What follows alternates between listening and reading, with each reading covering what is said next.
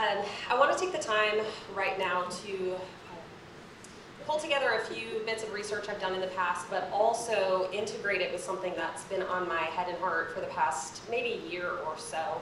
And it's really this phrase of negotiating difference. Right? This idea of what are we called to do? And when I think about orality and literacy, I get a little nervous when we're throwing up the huge flares going, oh no, everything's going to hell in a handbasket. Because everything always has. We have always gotten to the new thing and been afraid of it. And there is some health in that. There is beauty in that, in saying, hold on, we have good, let's not lose it. But we also always develop new good, because God is a God over everything. So as I teach communication, I teach very much in the communication studies field, kind of foundational things, and because I'm in a small Christian school like this, it's very generalist, it's very foundational, and I love that, because I can make all the connections with the students, right? It doesn't matter exactly what field you're going into, this stuff matters. And when I think of orality and literacy, and when I think of technological changes, that's all I can think of, is these differences are coming. And I cannot stop them, but I can think through them. I can choose how to interact with them or how to pause and choose not to. Now I have to work on that, and that's a character thing. But the phrase, again, negotiating difference, comes two-part. Negotiating the difference in technology as it develops, but also I focus a lot on culture and community. I feel like I'm in academia because God has called me to ministry in an academic way. I did not always feel that call. My husband thought I had that call for forever, and I said no, and then God eventually said yes. So when I step in front of the students, I go, hold on, let's just think. So I'd like this right now to just be an opportunity to think. I'm going to tie it to some research that I've done with an online community that meets primarily online. They have a little bit of interpersonal connection in person, but mostly online, which fascinates me because if I'm going to be honest, I am not a fan of online most things. So when God turned my attention to that, I went, wow, really? Okay, let's see. And as I tie it to orality and literacy, I start seeing beauty in how that online community can use both. We are not one or the other when I look at that online community. In fact, we are using both orality and literacy, albeit in new twists of the way that we do it. But it starts showing me and reminding me about God can redeem anything. And that's very personal. He has redeemed me, and I am anything, right? I am everything that I should not be, and He redeems me. And I can take that technology and watch Him doing similar things by acting through us. So I want to first think about our intentionality. When it comes to community, I want us to think about how community, if we take a little bit of Kenneth Burke and his idea of identification, and a decent amount of Eric Rothenbuehler and his idea of what community actually is, I want us to think about it as not actually commonality, but that community is actually the attempt to moderate difference. I don't care what group you start joining, you are not identical to those people. You find one possible point of connection, and then the rest of your time together is figuring out how to moderate the difference because you're not actually the same. So even when we come here, I'm listening to all of you, and we have some of those commonalities, but really I'm getting on a different train track and going, oh, but you thought that. Oh, that's fascinating. Let me be open to that. Let me negotiate difference. Okay? So when we take Burke's concept of identity, he says, okay, this difference is not actually the enemy of community, it's just a precondition. Before I have community, I have to recognize there is difference somewhere, and then I've got to build something. And Rothenbuehler says, actually, the whole point of communication is to work out those differences so I can have community. This is not something that inherently exists. It's something that I have to work on, and I find that extremely biblical. The power of community, the call to be the body of Christ, where none of us are the same body part. We're aiming for the same thing, the glory of God, we're not doing it the same way. And sometimes we're right and sometimes we're wrong, and we need the refinement of the rest of the body. So when I start looking at this, I start thinking, okay, if we're using communication as a means of negotiating difference, because really I just see difference everywhere, what are we called to do? I'm really called to create a culture where instead of dissecting the world, I recognize there are differences, but I try to draw them together. In a polarized society that, like we're living in now, and let's be honest, that we've always lived in, we just see it mediated a lot more now. We have always had polarities, and we have always been called to try to bridge so that we can better glorify Christ, better identify with each other, better refine ourselves so we can be corrected. Because I don't know about you, but I need a lot of correction. I see that nowhere more fully than in my marriage. I married my husband because he really makes me better. And he married me for the same reason, right? It goes both ways. And that's what community is supposed to be. It's why marriage is supposed to be a mimicry, right? A human mimicry of Christ and his bridegroom. So when we start looking at this, we can combine this with the idea of, one, ritual communication. Okay, James Carey starts separating from the transmission view of communication, which gets us in trouble, where we say, okay, I'm gonna write a message to you, I'm gonna fly it to you, and all you're gonna get is that message. But Carey says it's so much more than that. It's not the message that you put on there, right? The medium is the message. The way I'm communicating with you, the way I do that on repeat is actually creating a culture. What do I do in my habits? What do I do in my liturgies to actually develop a type of culture? So what are the ritualistic patterns in everyday life that are going to create in me a new person? That are going to create in my community a quality community, not defined by our diversity, but maybe improved because of how our diversity can come together. So when I started studying culture online, I took this idea of Berger and Luckman's The Creation of Social Reality, and started combining it with Crouch. And we've talked about a little bit about Andy Crouch before, and talking about, okay, when I'm analyzing a culture, I have to think about what does this culture assume when I'm among that culture? What does it make possible? Because a certain culture does make certain things possible. It's also going to make certain things difficult. Okay? But also, and I love this part, what does it generate in response? Culture is going to bring me to something hopefully new, and hopefully good, and hopefully beautiful, and hopefully true. So when I start taking in this idea of digital culture and online culture, I get worried, because similar, I don't remember who was talking yesterday about this idea, but I grew up, AOL Instant Messenger, like there were beautiful things that were coming out of that, and then yes, it went downhill fast. It did, and most things do when put in human hands. But what we see from online culture, or the potential of online culture, is this component of dialectic. I can actually dialogue with you. If I intentionally, and I want to put that word in your head, intentionality. If I actually am intentional with this medium, what can I do with it? Could I actually integrate with you rather than talk at you? But it's also very literate, because I can take it in isolation and I can reflect. I can do both.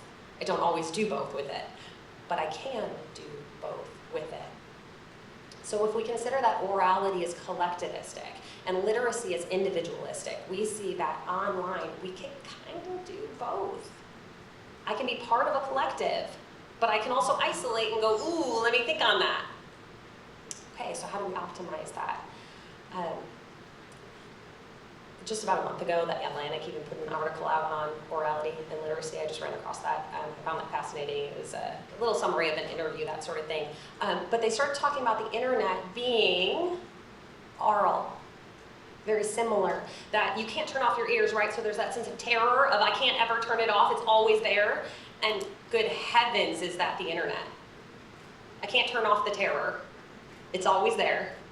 Okay? I mean, I can isolate myself if we're really honest, but can I really? So that starts making me think, okay, we've got some of that orality piece in there, not just literacy. Okay, so what can we do with that? How could God potentially be redeeming it.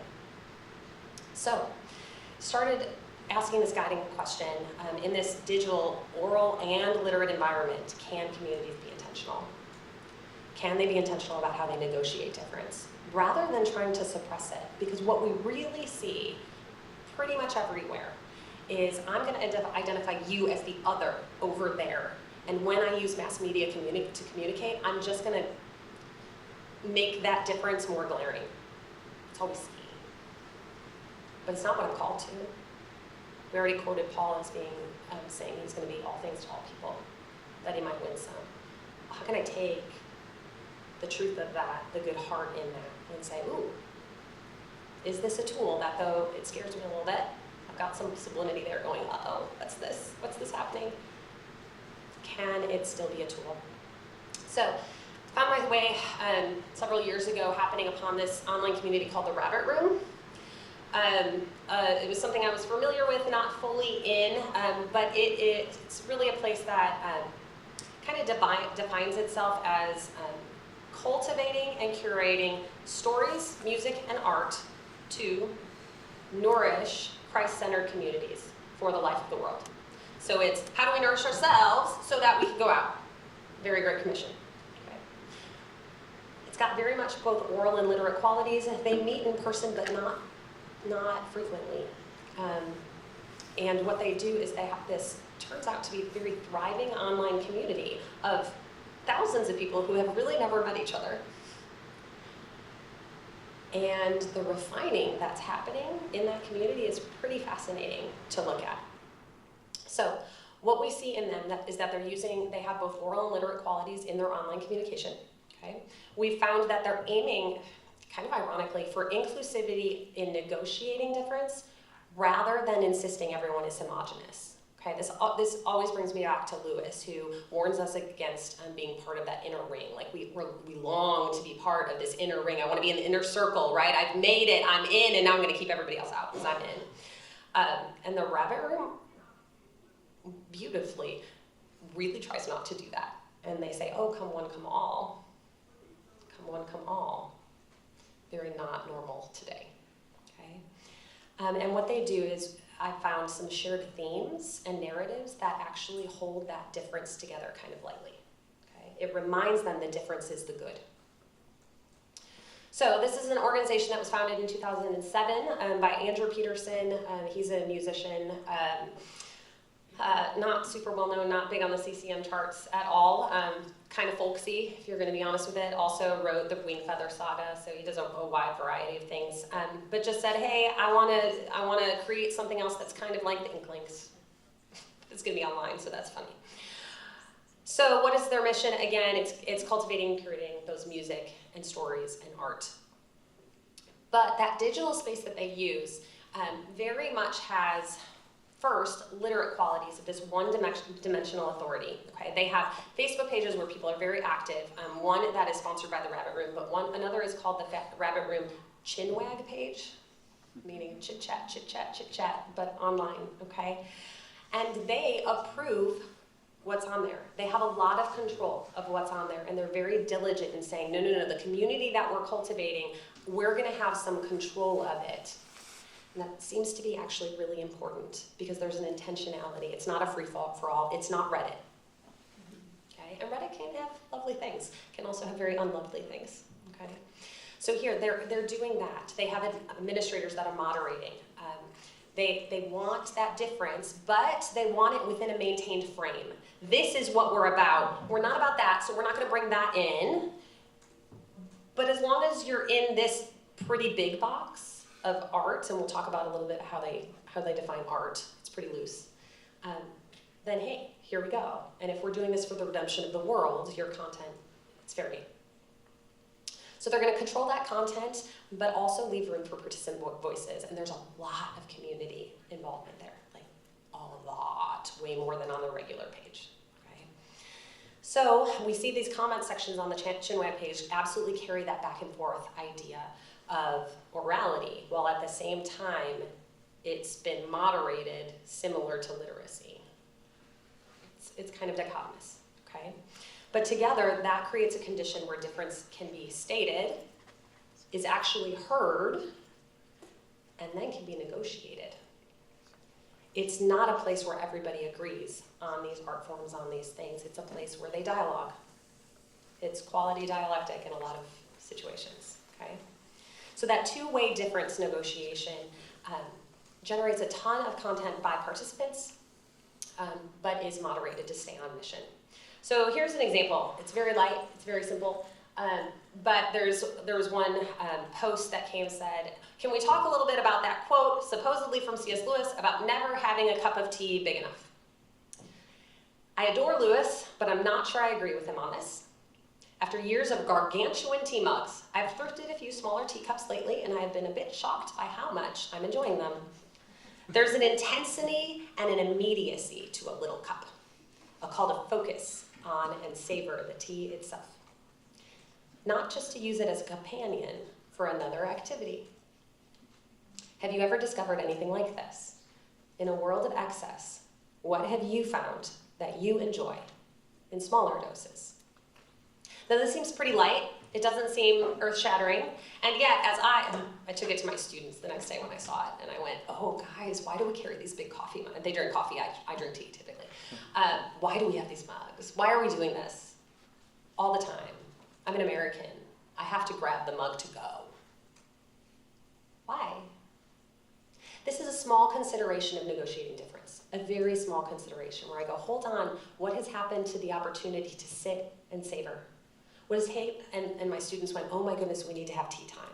And we created something where for a brief period of moment in a Friday when we could get off, if you could come, we went and said, no, we're not gonna do school. We're not gonna do things. We're just gonna open the conference room. We're gonna say, hey, grab the Keurig, make whatever you want, and let's just sit.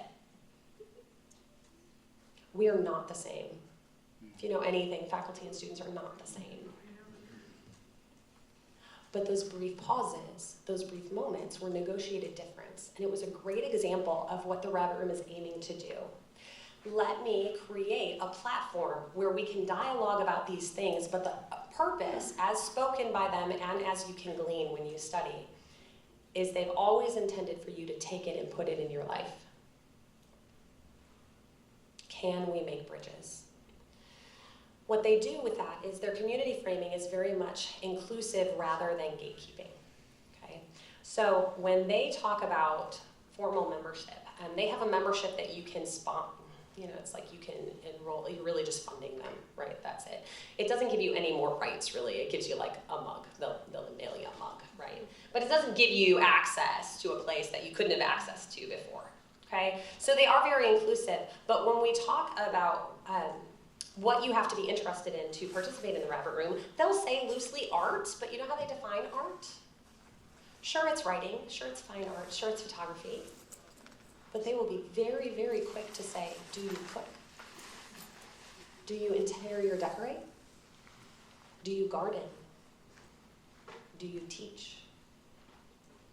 And so when we start pulling that definition out, they start saying, come one, come all, you are created in the image of a creator. You create. And even if you are not a writer, you have something to give back to the writers here. And even if you are not a painter, you have something to give back to the painter. So one of the themes that comes out from studying their communication is this idea that art nourishes community and community nourishes art. They do not operate in isolation.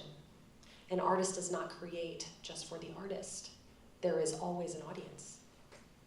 Now, you may not know who that audience is going to be. God, in all his wisdom, puts it who knows where. But that an artist in isolation, or a person, I would argue, in isolation, is not refined. And we are called to be refined through difference of opinion that does not dissect, but actually longs to bridge.